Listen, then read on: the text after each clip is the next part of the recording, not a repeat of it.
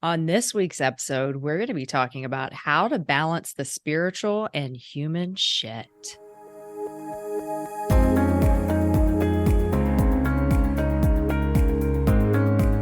Hello, everyone, and welcome to the Three Cups and Dash of Spirituality podcast. Today, we're going to be talking about balancing the spiritual and the human shit, the messy stuff, right? All that fun stuff we love to do. I am Carissa, and we've got Michelle and Stacy. Hello, hello, ladies. I was going to say hello, because you did the intro this week, and I'm like, oh, no one's going to hear it, so I will say it. But yeah, you beat me to it. Hi, everyone. Hi, everyone. You guys are weirdos. I know. Well, you know what? Everybody's weird. You might as well just lean into it and have fun. That's what I say, right? Absolutely. Exactly.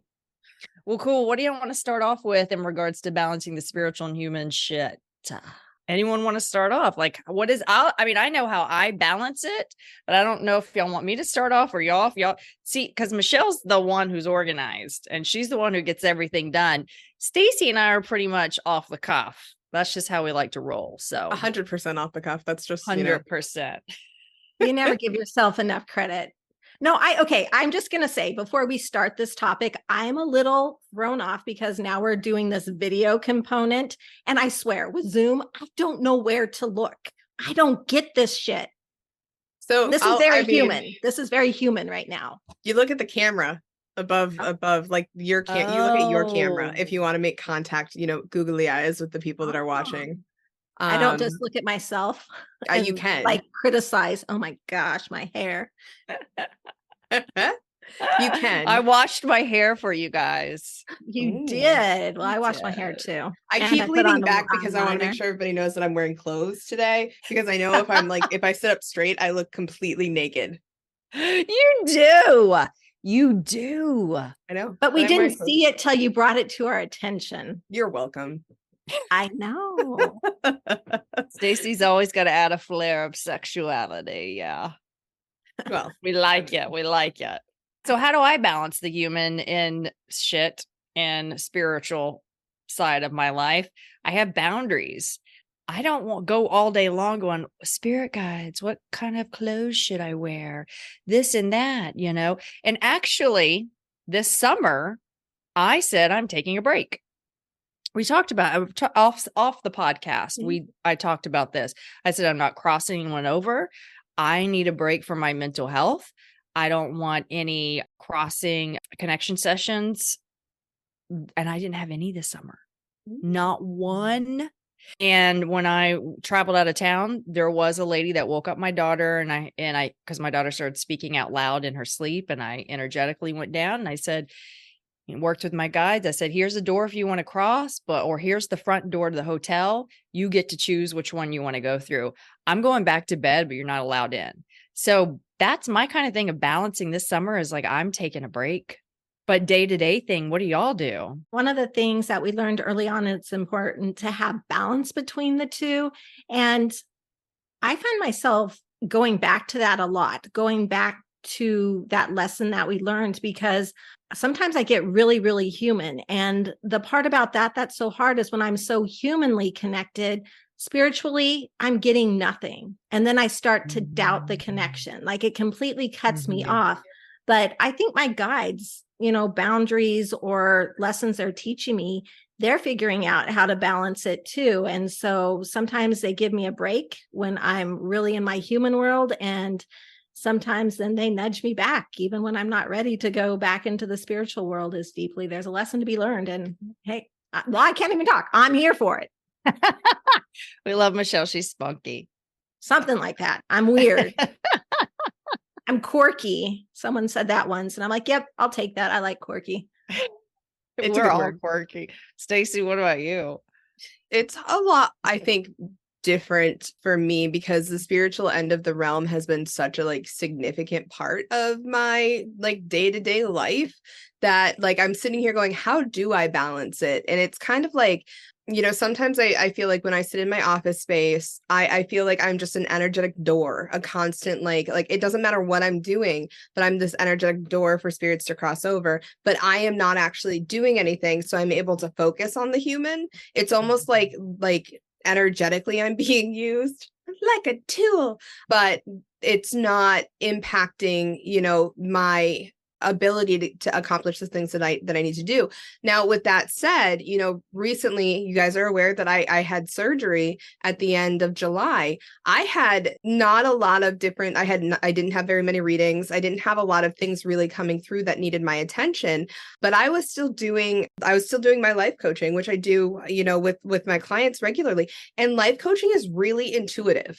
So because it's really intuitive, like that separation of human and spiritual can be very challenging because I'm still dipping into it, even whenever I'm taking a break from doing the things. I'm not doing readings, but I'm doing the work in a different capacity. But I also, will throw out that recently I figured out that even like my full-time job, where it's very cut and dry, I'm using intuition in that capacity too. And so it's like I feel like it's such an ingrained part in me that sometimes balance isn't really a thing because it is. But then, when the human aspects and things come up and bite me in the ass, like I kind of slow down a little bit and have to just focus on okay, these things need to be dealt with, and I can't use my intuition to pay, rent or whatever, if that makes any sense. Yeah. It makes complete sense. And I will say that it's a constant ebb and flow there because, you're not always going to be 50-50. Sometimes life requires you to be 90-10 or 90-10 the other way. It just really depends on what is going on. And I find it so interesting because this podcast is so much fun and you're really getting to see who we are. We are spiritual and we are a little woo-woo, but yet we're human, and you're going to hear that coming out in the way we talk and the words that we use. Like I've thought many times, my parents are going to watch, or I guess it was listen up until this episode to what we've said previously. And their jaws might drop, or that's what I envision anyway, because like we don't hold back with our words. So we're very human in the way we talk and interact, but we have this other side too. And it's just like recognizing that in ourselves and not being so shocked by it. Like, does it ever shock you? Because people are like, you're spiritual, so you should be this way, but yet we're human and we're like all of it. Oh my gosh. As a therapist, people think I should have no triggers, have no reactions. It's like, I'm human. Are you kidding me? Don't get angry. You're supposed to be spiritual. Don't you can't show emotions. You're supposed to be 100% balanced. That's right. Right. Now, we don't harm anyone, none of us, but we're human and we can be reactive and triggered. The balance for the spirit stuff too is like, yeah, I'm using my intuition, but in regards to the crossing over work, I need a break. Well, it's constant. It's because it's constant. So the crossing over stuff can be very, very heavy sometimes. And, that's where I kind of like that I like energetically have become like that door, like that constant moving energy, because I don't have to step into it that often. I don't need to focus on clearing because they're just, kind of clearing themselves in a way, which is kind of a weird thing to say. But if I was constantly needing to stop in the middle of the day and be like, okay, this bro walks in and is like, I don't know what I'm doing here, it would be very different. It would feel very different. Yeah, that's what I deal with. Yeah. I did find it very interesting too. We've talked about, being human, having our triggers and reacting as humans to things. I've also beat myself up a whole lot because while I am spiritual and for the greatest and highest good of all, I'm also human and I like to shop.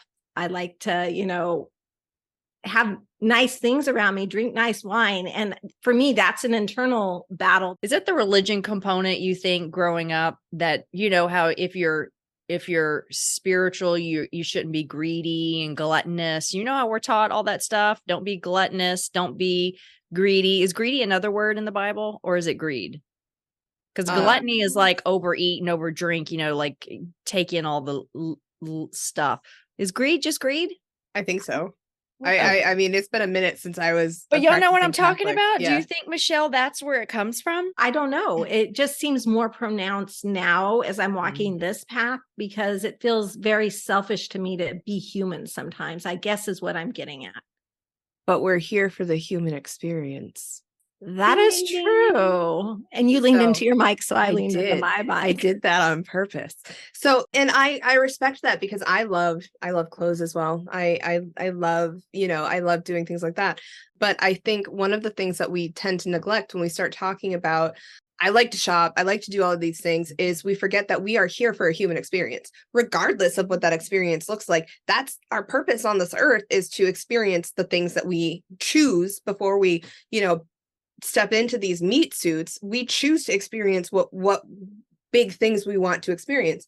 If that means that we are, the richest people in the world, that's exactly what we chose to experience. If that means that we don't have two nickels to rub together, that is what we choose to experience. And this is a really hard thing, a really hard concept, I think, for a lot of people to kind of wrap their heads around, because why would we choose to come down and experience illness? Why would we choose to come down and experience pain? Why would we choose to come down and experience all like the different emotions that we go through? And the reality is it's because we don't understand when we aren't in these meat suits. We don't understand what those experiences actually entail. So we go, okay, that person went through this illness and I'm curious about it. So my next, life on earth, I am going to choose to live that experience and experience this illness. And what I remember talking to a friend, I was like, man, if I win the I would love to win the lottery. And if I could win the lottery, I would set up a nonprofit where all the homeless people would get therapy, medication, drug intervention, all this stuff, right? And then one of my friends, she was like, that's socialism. I was like, well, I don't know. but I'm like, that's what I do. And then I thought about it and I was like, oh, but then that wouldn't be fair.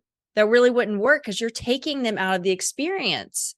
And it might be part of their experience to be homeless, but you stepping in and helping them could also be part of their experience too. True. Well, if I win the lotto, I'd do it. But, my husband says, good luck with that and stop spending the money on the lottery. I was also thinking, like, when we were talking about the human versus spirit, not versus, or not like one against the other, like David and Goliath or something. It's just kind of bringing them together so you have a balanced experience. Would you say that like the spiritual experience is so big and open, but the human experience, do you really, I'm trying to think of the right word, look at that as the ego experience, keeping it small, keeping you in line? Do you think human and ego go together and spiritual go together? I don't know how better to put that.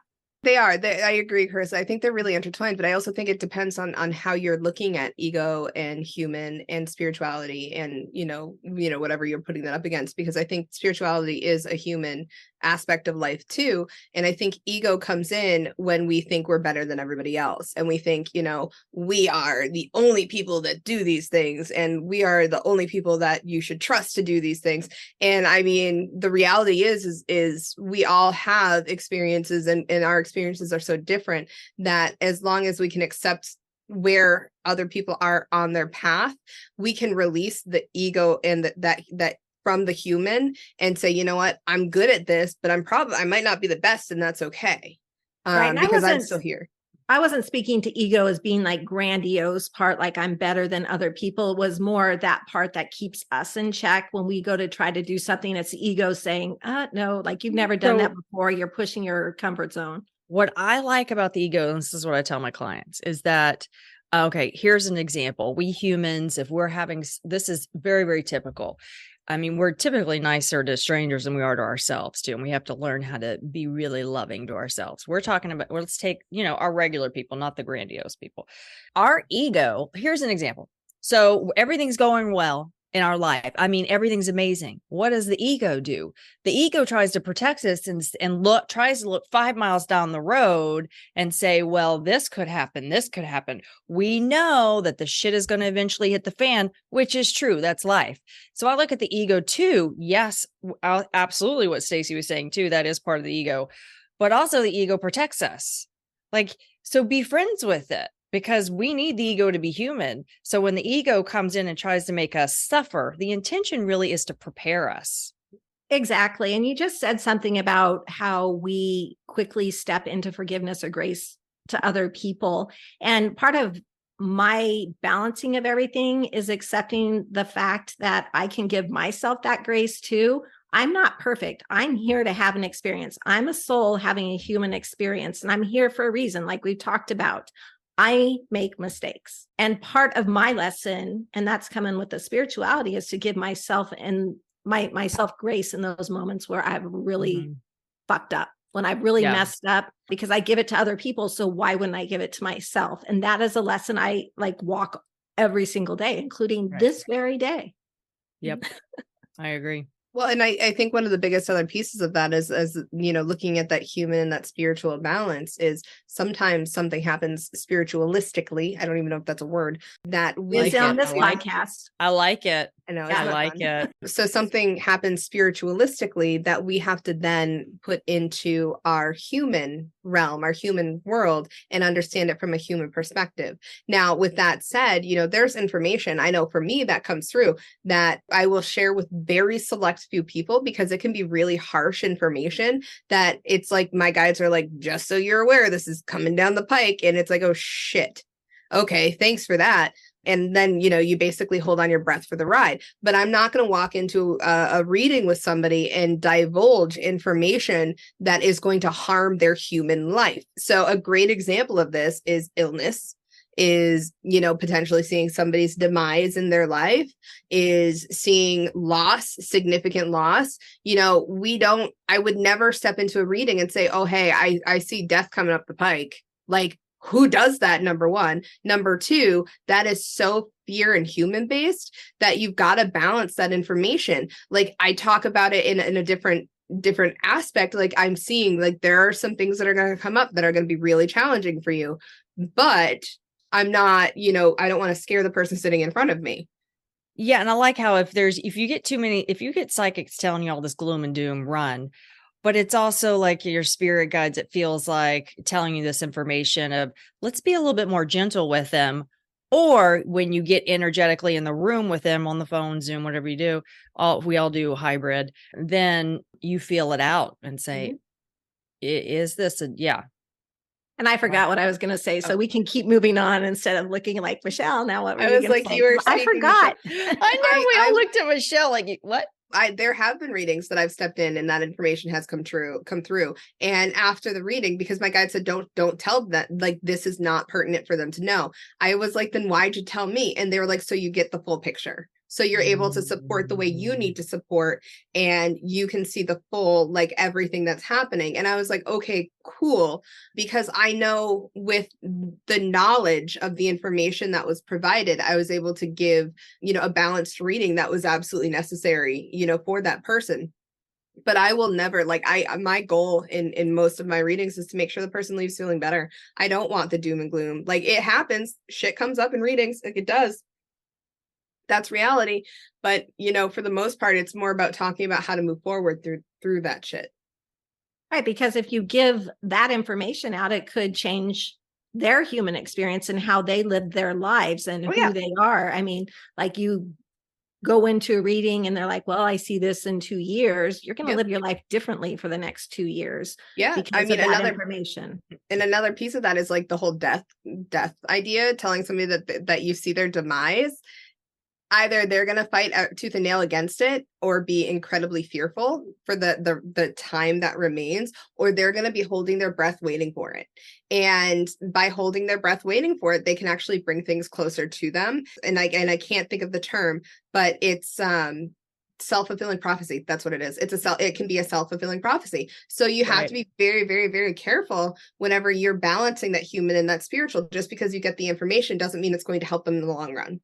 Back to what Carissa said, I remembered what I was going to say is readings get a bad name because people get fearful of them. And honestly, we can't tell the future, because what you do day to day, like on that trajectory, this is where you're going, but it doesn't mean it's going to play out that way. If you change something, like, let's say you go back to school, where you were headed is going to be somewhere different than where you were. So I really don't even like to read into the future. I just kind of read what the guides are telling me right now, what you need to know to make yourself the best person you can be, to And highlight. I love your example of going back to school too, because it can be even like smaller than that. You It could step can. on the wrong ant and everything is shifting. And that's the interesting thing. Like when I read, I'm reading the energy now, which means what I'm seeing about the future is where things sit now. And sometimes my guides are like, well, if you do this, this, this, and this, it's going to keep you on this trajectory, but not always. Yeah. And that's why I love and connect with both of you, because we are here to empower our clients. As long as we have a consciousness, we have intuition. We don't have all the answers. We're going to give you what we have, and then we're going to help you open up your intuition. And that's why I love working with the two of y'all, because you're both the same way. You want to empower people. Right. When There's a lot of psychics that just say, I have the gift and I lord all this information over you and I take your money. And it's like, no. You can give us information, but then you can also help us, ask us the questions and help us do exercises to open up that guidance. And I recently had an experience where I was talking to another psychic medium, and she was not getting my approach to things, because I want to, as you said, I want to empower you. I want you to remember who you are at the core and all that beauty that goes with it, because everyone has magic inside. It's just remembering it. And she wanted to argue with me about it. And I'm like, but I don't do those type of readings. And it was a very difficult conversation. And I felt like an idiot afterwards. And it was a trigger. We have them. It's human. Yeah, well, she should have felt more like the idiot, because she already gave away what her way of working and her paradigm of thinking is. Yes. And that is, psychics are special and they're a gift and they have all the information. It's not true. Right. And I did say, I'm not going to predict future. I don't like to predict future, because it's more about the here and now and how to empower you now so you can live a more balanced, or not better life, just a more authentic life, I would say. Yeah. Go ahead.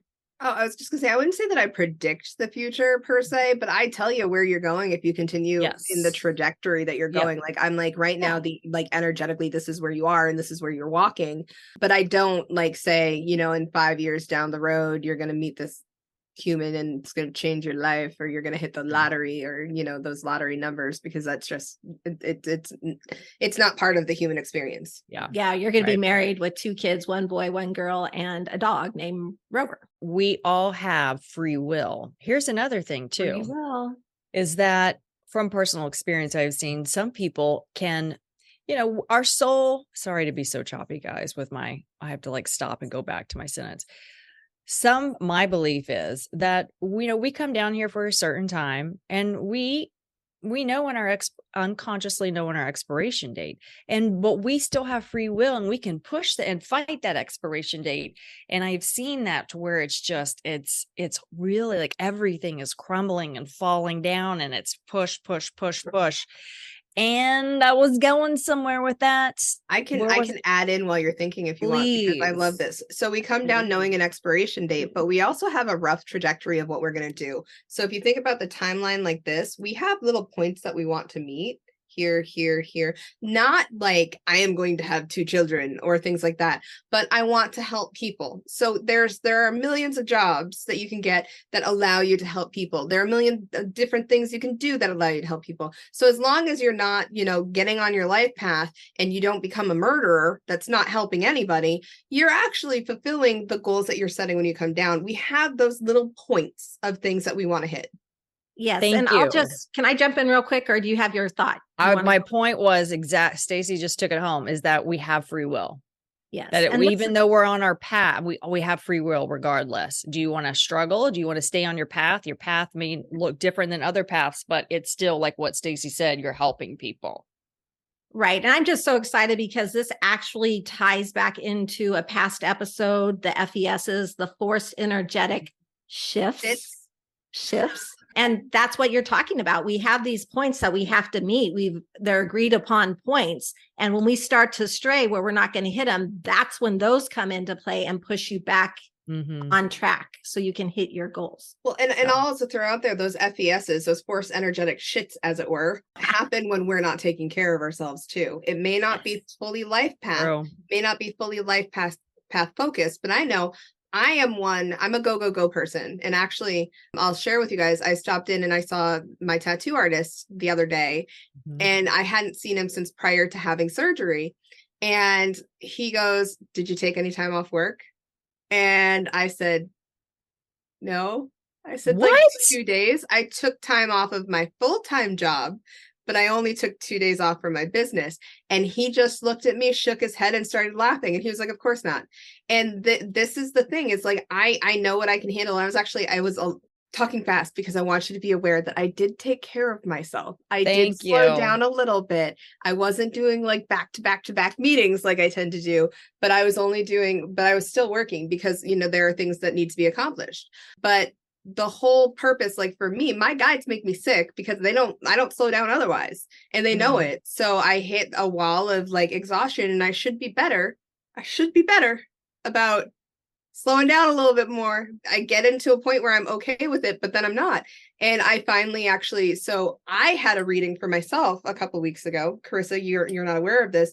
And one of the things that I learned about me is I work best on like being imbalanced. Like I'm perfectly imbalanced in all areas, which is why I'm such a go person, because it makes me feel more accomplished to be able to bounce from one thing to another, rather than having all my ducks lined up and it kind of working out perfectly. So the imbalance is part of just kind of my innate nature, and understanding that allows me to go, this is why chaos serves me well.